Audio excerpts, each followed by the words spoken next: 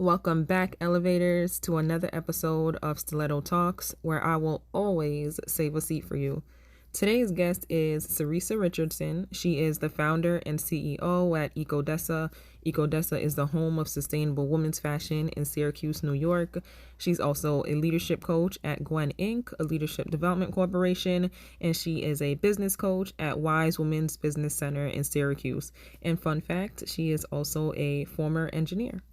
In this episode, we talk about where career wear standards come from in the US, some things women of color might want to keep in mind as they create their own career wear standards. And we also talk about this concept of elevated casual as well as the future of what we wear to work. This is only the beginning of this conversation around workwear, career fashion, whatever you want to call it, which tell me in the comments what you do call it. I say career wear, but I'm thinking about changing that because it tongue ties me. I know y'all hear me saying it all funny. But anyway, I've always been a super fan of workplace fashion before I was ever even officially in a workplace. So this is a fun and interesting topic for me that I'm looking forward to continuing beyond this particular episode. But before we get into it, you know the drill. Like this video, subscribe to the channel, and hit that notification bell. All the relevant links and further reading will be in the description box, so make sure to check those out. And before we begin, I have a few more little asks.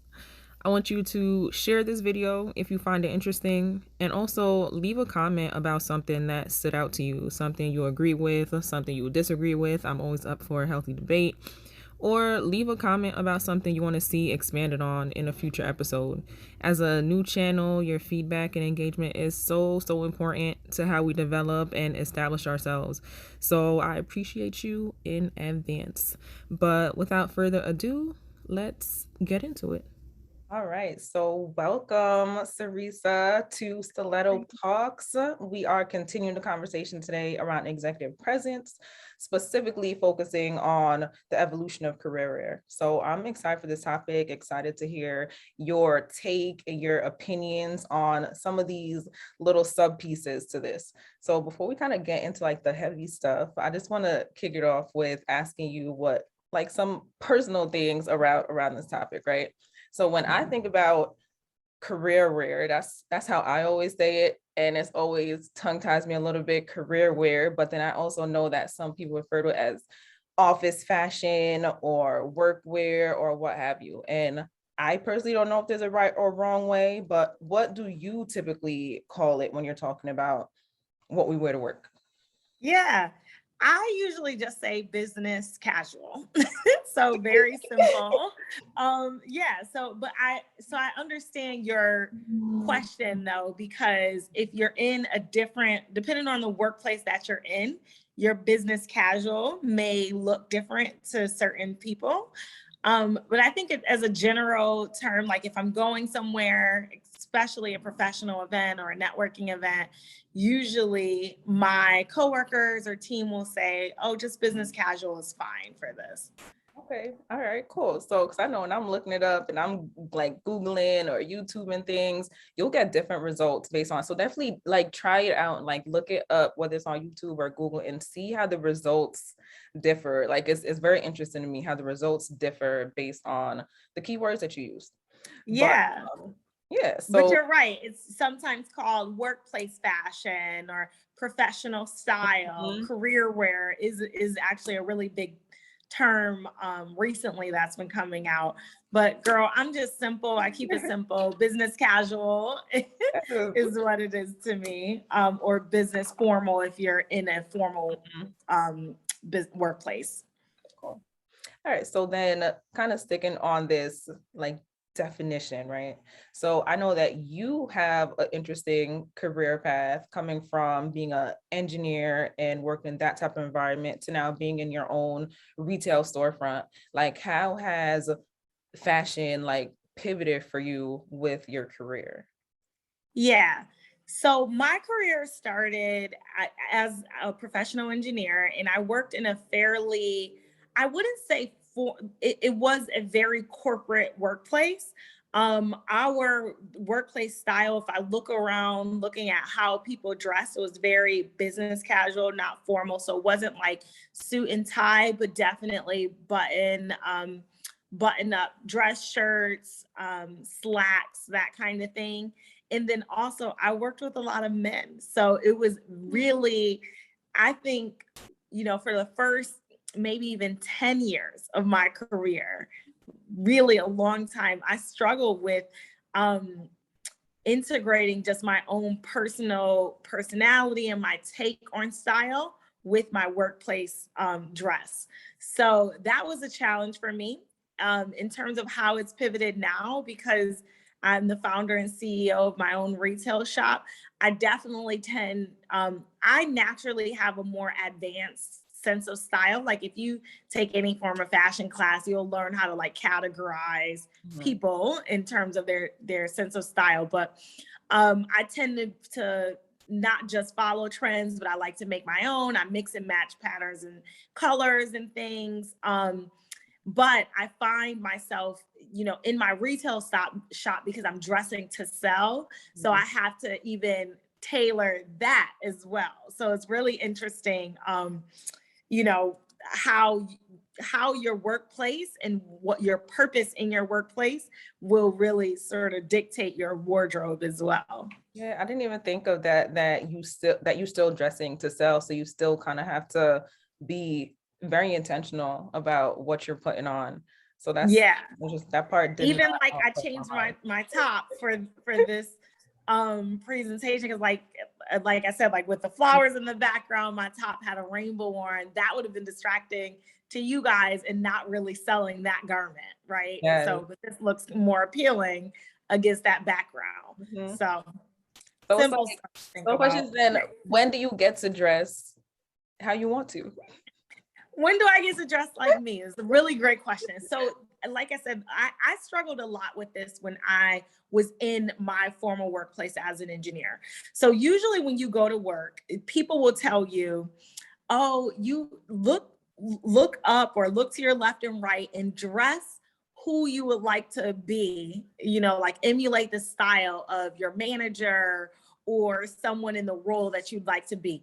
All of my managers and people in these roles were men, and they were very old white men, right? Like don't know and look like me. So I had to modify that a little bit, right? So I found mentors and things like that and emulated their style. But I also still wanted to be me. I wanted to have, some of my personality.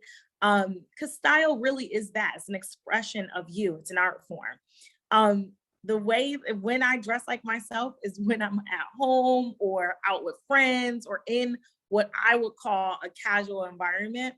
And then even for me, like a casual outfit is a little bit more elevated because that's my personality, right? Than what a typical casual outfit would look like for someone else, possibly. Okay, cool. All right, so if y'all see me looking down, it's because I'm looking at my notes. Okay. But all right, so let's jump into like the evolution, right? So trying to understand like where even that standard comes from. So it's a good segue what you brought up, that when you were looking around, it's white men that's around you. So, as I was preparing for the conversation today, I did like my own content consumption about like the history of career wear, which was kind of difficult to find. And we were talking about this before, Caeresa, is that when I looked it up, I could really only find it about men and about white men in particular. So like historically, if we go way back, like pre-wars and all that, it's primarily men in the workforce. So they're kind of setting that standard and they're setting that tone of what you wear to work. And like, especially on that leadership level, they're setting that tone of what you wear to work. And what they were wearing to work was 3-piece suits in brown, blue, and black. And that was it. So it came from a space of just brown, blue, black, 3-piece suits. Like, is that what you find yourself still seeing now? Was that what you were seeing when you were like in your office spaces prior to being at your own shop? Like historically for you on a personal level, what has been the history of like workplace fashion? Yeah. So I'll speak from my experience. I really appreciate what you just shared though, because it really does. It honestly shows a lot of just like the evolution of the workplace in general, right? Men were not really used to seeing us in the workplace. Women, they still aren't in some workplaces, in some of the male dominated industries. So you're right. The way that they dressed were very reflective of how men thought that they should dress when they were in a corporate environment. I don't really see it in most corporate environments anymore, suits and ties or anything. Definitely business casual still tends to be some form of a dress shirt for a man or a woman.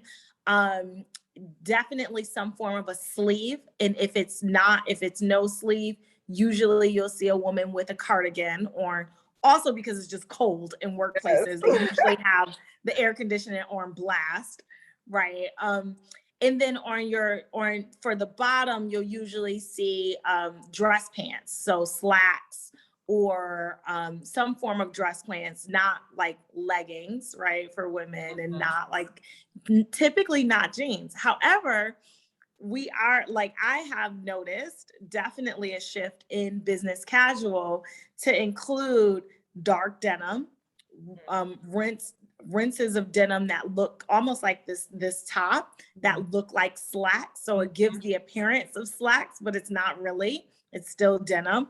So usually you can sort of slide by, but it really depends on your workplace. So what you said, Liska, which I thought was interesting, is you mentioned men sort of dictated what the style would be in the workplace. And that's still kind of the case because most leadership roles are still held by men in these companies. So usually who's dictating the air and the style of a workplace and the culture of a workplace is the leadership. And if that leadership is still all men, who don't wear jeans, you know what I mean? Or who do not believe that that's like a business casual type of style, you'll still see slacks instead of jeans. But if you see a more youthful type of leadership, right? Like when the Steve Jobs of the world came in, then they started introducing this really cool, trendy way of wear, right? Wearing my jeans with my dress shirt and maybe some tennis shoes, right? So I think it really is, it is reflective of the way that leadership, like who is leading these companies, is actually changing. Yeah, so I have like a lot of research points I need to do after this, because now I'm thinking what it looks like depending on who's at the top, right? So now I'm going to start looking to these companies that have a woman at the top and how the dress code looks. And matter of fact, how she's dressing. I remember I was at a job a couple years ago and I loved that job. I loved the people I worked with. But I remember she told me something, right? Because typically when we think about like our power outfit, and kind of this ties back to men being at the top and setting that standard of what you should wear to work and what a leader looks like, what a leader wears to work. And again, they're in like their pantsuits, they got their ties on. And at this particular employer, when she was getting dressed to do a meeting where she had to be in like a power outfit, a lot of women will gravitate to a pantsuit themselves. Even now will gravitate towards a pantsuit, especially even back then when we're just getting into the workforce, we were gravitating towards pantsuits and structured tops and broad shoulders and all those shoulder pads so we can look like a man. But she would make a point to put on a skirt. She would make a point to put on a skirt because she wanted to intentionally bring in that feminine aspect into her power. I mean, there's power in femininity. So, to really be intentional about, I'm going to show up looking like a woman, not just, putting my pants on to make everybody else in the room feel comfortable, really trying to come in and own it. So that kind of like brings me to the segue of talking about present day, right? Like, I think this part is the more fun part of the conversation for me because there's some controversy with it, right? So bringing ourselves to work, like how much of ourselves can we bring to work through our clothes? But then even deeper, right, is form-fitting clothes is one thing that comes to mind. I know I've seen plenty of memes. I'm sure a lot of people tuning in have seen those memes. Why is it okay for, the white woman who might be a little less curvy to wear like her form-fitting dress to the board meeting. But then when the Black woman who's a little more voluptuous, she wears the same dress, exact same dress, but it's inappropriate. Like how much of that should we be taking to heart? Like, should we, it's not fair, but should we still be cognizant of that and say, I'm going to wear something intentionally looser because somebody else is looking at me funny? It almost makes me think about when we think about not necessarily sexual abuse, but just like with the catcalling, and it's tell your daughter to wear something longer opposed to teach your son to be more respectful. Like that, those Right. lines blur. Yeah, I mean, so that's a lot, actually, what you just said. Yes, So that's a lot.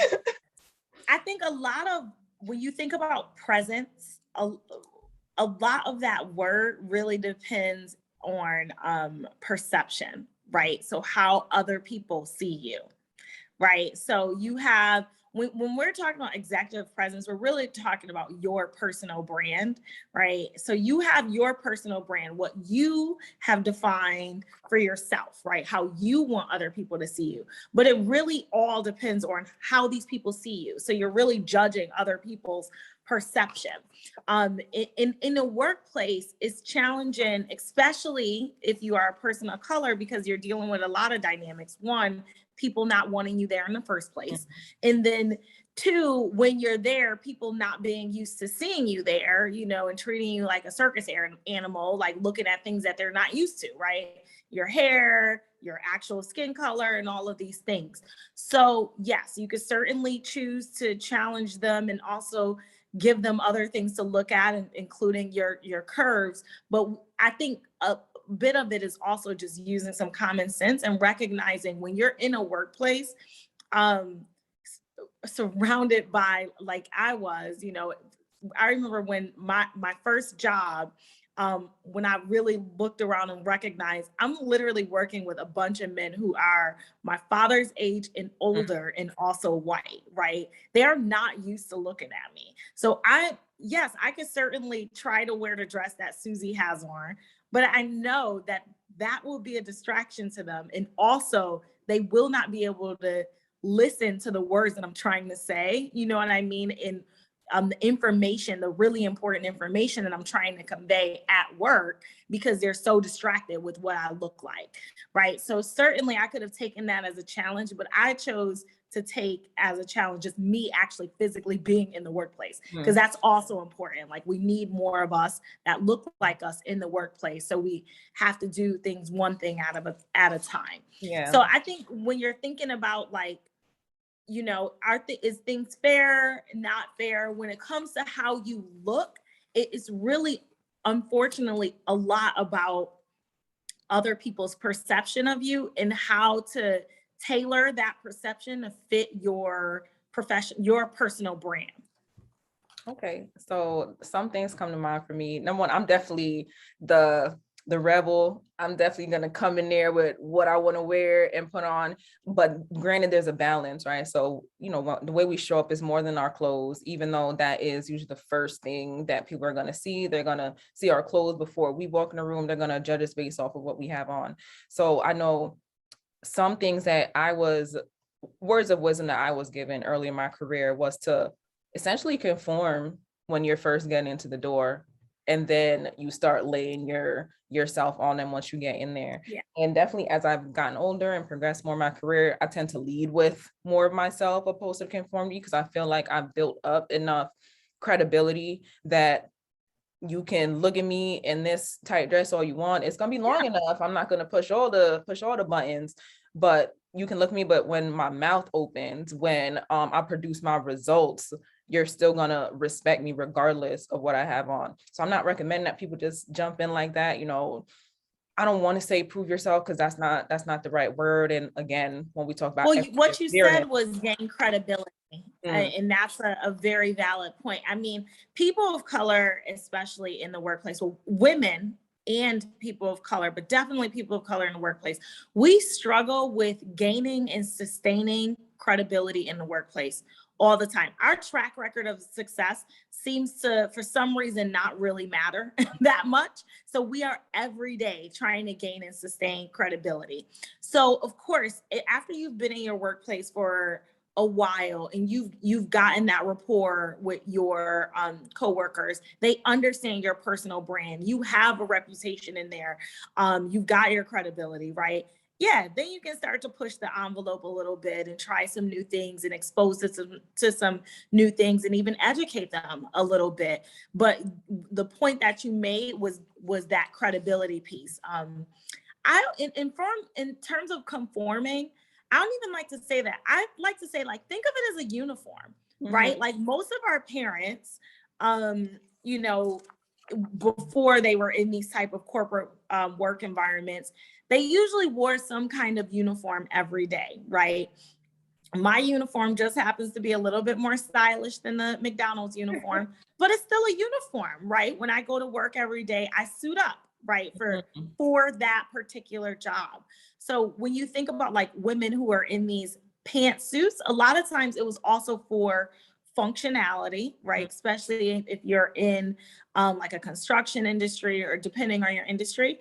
But then also it was for that perception. If they're around a bunch of men, it's distracting to them to see a woman in that time period, to see a woman walk in their workplace with a skirt. So they probably started wearing, that's probably where like the pantsuit as a power suit came into place. But now after we've been in the workplace for years upon years upon years, I think it's time to start educating people that women can wear skirts to work. You know what I mean? So we've gotten that credibility. Okay, that's a good point to like bring up, kind of going along with the evolution piece, right? So talking about future. So it started off with white men in the workplace, it's the pantsuits, and that women are getting into the workforce, and it's still the pantsuits for everybody because again, not the word conform, I don't even remember the word that you use, but that uniform, right? Trying to present a certain way so that you almost have some built-in credibility because I'm dressed like this, I have credibility. And now people are getting more used to it. There's more women in the workplace. There's gonna be more women in the workplace. There's gonna be more Black women and people of color in the workplace as time progresses. I don't remember the exact number, but like 2033 is, there's gonna be a big shift. So what do you think the future of like workwear is going to look like? And especially, and keep in mind, like we're very virtual right now. Who knows? I'm sure it's going to stay a bit more virtual than it has in the past. But what do you think the future of workwear is going to look like? I think it'll be very stylish. So what I am very much enjoying right now in our virtual environment is I see how business casual is changing to be a little bit more of like elevated loungewear, so to speak. So we see like guys maybe wearing denim, right? But they'll have their dress shirt and then maybe even a sport coat on. I think people are naturally stylish, and the uniforms that we've been forced to wear all of these decades is really like those barriers are starting to get broken down as the leadership is starting to get younger. Like we're seeing and it's not happening right away and very fast, but these major tech companies that are turning into these giants, it's really, their leadership is really dramatically changing what leadership looks like, physically looks like, right? So leadership is looking younger, leadership, you know, is looking more female, right? We're getting a lot more women in leadership roles finally. The pipeline we still need to work on the pipeline, getting more people trained and developed and in management roles so that they're ready for those leadership roles. But I think as we continue to see that, it feels like to me, our workplace style is going to be very stylish and very reflective of what we see in our day to day. I think our casual wear is not really casual. Like, our, you know, what we would wear going out with friends to, you know, dinner or cocktails is not really a casual attire, but it's casual for us, right? But that is still actually pretty elevated. So I can see that starting to blend. So this whole concept of like wearing something from day to night, right? I can see they're becoming some gray, right? Maybe the day to night transformation isn't so dramatic, you know? That makes sense. And like playing on the elevated loungewear, again, with my content consumption prior, that was one of the phrases that caught my ears when I was watching a video, and I'll try to link all these videos as well. But yeah, please do. and they use the phrase elevated casual, and you know, to your point, like men, and again, this video was again by a man, a male stylist styling men, so he was speaking about it from that standpoint, although he said that what he was talking about was genderless essentially.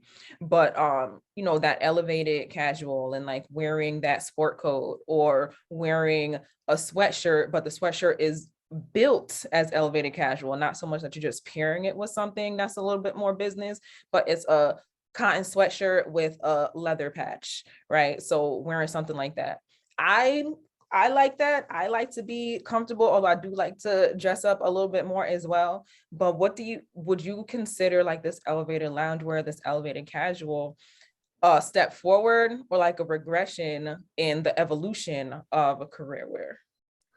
I think anything that gets us closer to being more of who we actually are and reflecting more of who we are so that we don't feel like we have to wear the weight of a mask every day, is a good thing. I think it moves us forward when people can come to work and be who they actually are. I do believe that there will always be some form of a filter in the workplace in terms of how you show up, you know, filtering and editing that presence so that it's appropriate for the workplace. But I think, you know, the more that we can do to make it not so hard for us to do that and to make it so that it's not so much extra work is a good thing, right? So I would love to one of the things that I actually really do love about being founder and CEO of Ecodessa today is that I do really genuinely get to show up as who I am to my customers.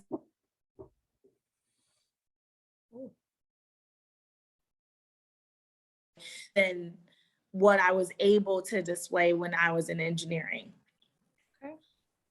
Right, that was like all my formal questions, right? So what else can you share with us? What are some parting words of wisdom that you have for us when it comes to workplace fashion and showing up in a way that elevates our executive presence? And I love that you said for you, executive presence is more like personal branding, because the first part of this series, that's exactly how our guests described it. And I honestly never have looked at executive presence as a personal brand. I definitely looked at it as, you know, similar to the white man standard of the three-piece suit being the standard of career, where I looked at executive presence as this thing to achieve, opposed to this thing that I created for myself.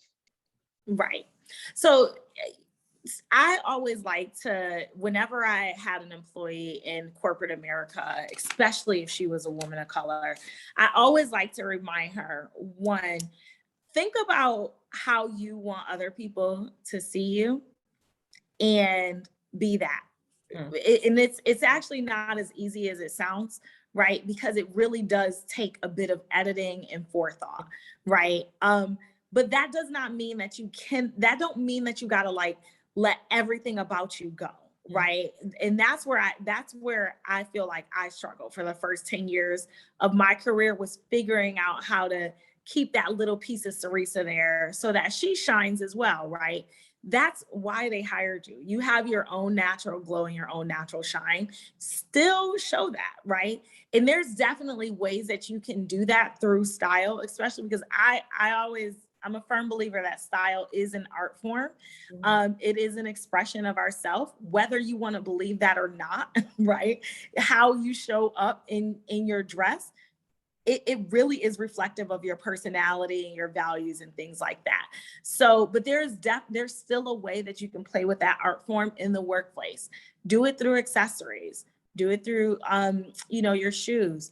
Do it through your polishing. So, like I played a lot with my nails. So I loved getting my nails done. I wouldn't come like too crazy because again, that would be distracting. So they wouldn't be too long or anything like that. But I played with my nail polish and would have fun with that. Do it through your hair, right? So that is if you are, especially if you are coming to the workplace and you feel like it's a part of your integrity to educate your coworkers, which to me was exhausting. So I did not take that on as a task. Like it was exhausting for me to just literally come to work every day. I don't have time to teach you about why my hair looked the way it does, right? But if you felt like taking that on, certainly do it through that, right? Show up in different hairstyles and choose that. I think it's being intentional about who you want to be, the message you're trying to convey in doing that. And it is work to do that. It really is. But thinking about it is important. Okay. Well, thank you, Caeresa, for joining us for this conversation today. I am excited for our Q&A that's going to be coming up. So, y'all can tune in to the Q&A. So to ask questions about this topic of evolution of career wear, because it's always changing, just like fashion is always changing, and just like the world is always changing. Like we have to stay polished in our mind so that we can show up the way that we want to show up. But thank you, and we will see you soon. You're so welcome. All right, y'all. Thank you for showing up today. If you tuned into the whole episode, I appreciate you. Before you go, make sure you like, subscribe, comment, hit that notification bell, and y'all will get another episode soon.